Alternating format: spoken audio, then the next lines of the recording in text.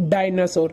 जब हमारी इस धरती पर इंसानों का दूर दूर तक कोई वजूद नहीं था, तब करीब 6.5 करोड़ साल पहले हमारी इस धरती पर डायनासोर राज करते थे। इन दैत्याकार और विचित्र डायनासोरों ने करीब 14 करोड़ सालों तक हमारी इस दुनिया पर राज किया और इस धरती पर अपने हक की लड़ाइयाँ लड़ी। उस समय इन डायनासोरों की कई अलग अलग प्रजातियां थी, जिनमें से कुछ डायनासोर शाकाहारी थे तो कुछ मांसाहारी। तो कहीं कुछ डायनासोर बहुत ही शांत और सरल स्वभाव के थे और कुछ बहुत ही हिंसक और खतरनाक। जब डायनासोर की सभी प्रजातियां बड़े ही आराम से धरती पर अपना जीवन बिता रहे थे, तब अचानक उस समय ऐसी कौन सी घटना घटी जिससे इन डायनासोरों के साथ साथ धरती पर रहने वाले लगभग सभी जीव जंतुओं और पेड़ पौधों का नामो निशान मिट गया।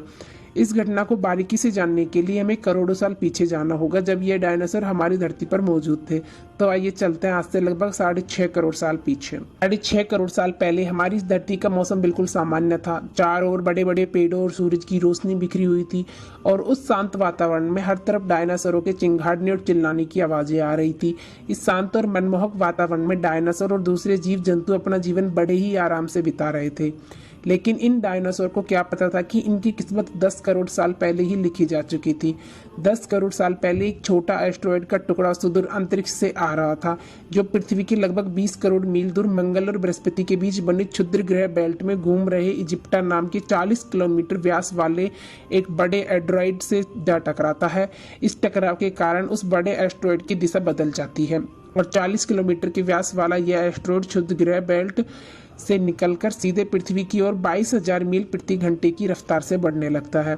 जब यह एस्टेरॉयड पृथ्वी से 3,84,000 किलोमीटर की दूरी पर था, तब शायद डायनासोर का अंत हमारी पृथ्वी पर ना होता, यदि यह एस्टेरॉयड पृथ्वी से न टकराकर पृथ्वी के उपग्रह चांद से टकरा था। लेकिन शायद नियति को कुछ और ही मंजूर था, इसलिए यह बड़ा एस्टेरॉयड चांद से न टकराकर उसके बहुत नजदीकी से गुजर गया। 40 किलोमीटर के व्यास वाला 2 ट्रिलियन मैट्रिक टन का यह एस्टेरॉयड हर 1 सेकंड के साथ धरती की ओर बढ़ रहा था और जैसे ही यह एस्टेरॉयड पृथ्वी के वातावरण के संपर्क में आया तो इसकी रफ्तार 70,000 किलोमीटर प्रति घंटा हो गई। पृथ्वी के वायुमंडल में घुसते ही घर्षण की वजह से यह एस्टेरॉयड आग के गोले में तब्दील हो गया। यह धरती की ओर इतनी तेजी से बढ़ रहा था कि इसने सिर्फ 4 मिनट में अटलांटिका ओशियन को पार कर लिया। आग के गोले में तब्दील हो चुके इस एस्टेरॉयड की चमक इतनी अधिक थी कि धरती पर मौजूद सभी जीव उस उल्का को देख नहीं पा रहे थे, लेकिन वह उसकी भयानक गर्मी को महसूस कर रहे थे।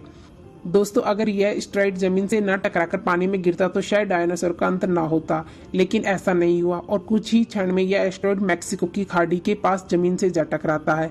यह टक्कर इतनी खतरनाक थी कि जिसके बाद लगभग 35,000 डिग्री सेल्सियस की ऊर्जा वाला एक भयंकर विस्फोट होता है और यह धमाका बहुत बड़ा हुआ, इतना बड़ा कि लगभग 20 हाइड्रोजन बम के बराबर था।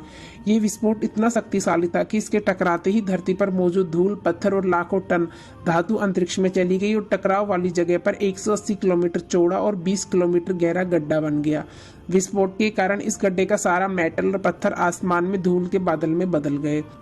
जमीनी टकराव की वजह से धरती के अंदर चारों ओर 11 की तीव्रता वाला भूकंप आने लगा, जिस वजह से समुद्र में विशालकाय लहरों का निर्माण हुआ और एक के बाद एक सुनामी की लहरें चारों तरफ बढ़ने लगी और भूकंपीय तरंगों ने सुनामी के साथ साथ सभी सक्रिय ज्वालामुखी को दहका दिया, जिसके कारण जगह जगह डायनासोर का विनाश शुरू हो गया। और जब धरती के महाविनाश की प्रक्रिया आरंभ हो चुकी थी, इस भयानक विस्फोट में गर्मी और रेडिएशन की मात्रा इतनी बढ़ गई कि इसके 800 किलोमीटर के दायरे में आने वाले सभी जीव जंतु और पेड़ पौधे पूरी तरह से जलकर राख के ढेर में बदल गए थे।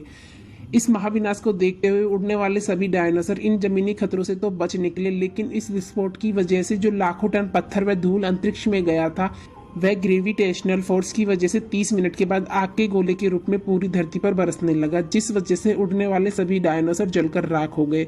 और दूसरी तरफ धूल का एक बहुत बड़ा तूफान हजारों किलोमीटर की रफ्तार से आ रहा था। यह धूल के बादल कई किलोमीटर मोटे थे, जिसके कारण धरती पर सूरज की रोशनी भी नहीं पहुंच पा रही थी। विस्फोट के लगभग 90 मिनट बाद पूरी धरती का तापमान 200 डिग्री सेल्सियस से भी ज्यादा गर्म हो गया। इस वजह से पेड़ पौधों की लगभग सारी आबादी जलकर खाक हो गई और जो डायनासोर विस्फोट के इलाके से बहुत दूर थे, वो भी इस भयानक गर्मी से नहीं बच पाए। इस महाप्रलय से धरती की करीब 90% प्रजातियां खत्म हो गई और जो 10% जीव धरती पर बचे रह गए थे, उनमें से सिर्फ वही जिंदा रह सके जो आकार में बहुत छोटे थे और जमीन के अंदर बिल बना ना सके। और इस प्रकार हमारी इस धरती से डायनासोरों का अंत हुआ था। Thanks for watching. अगर वीडियो पसंद आई हो तो लाइक शेयर सब्सक्राइब कीजिएगा। हर हर महादेव।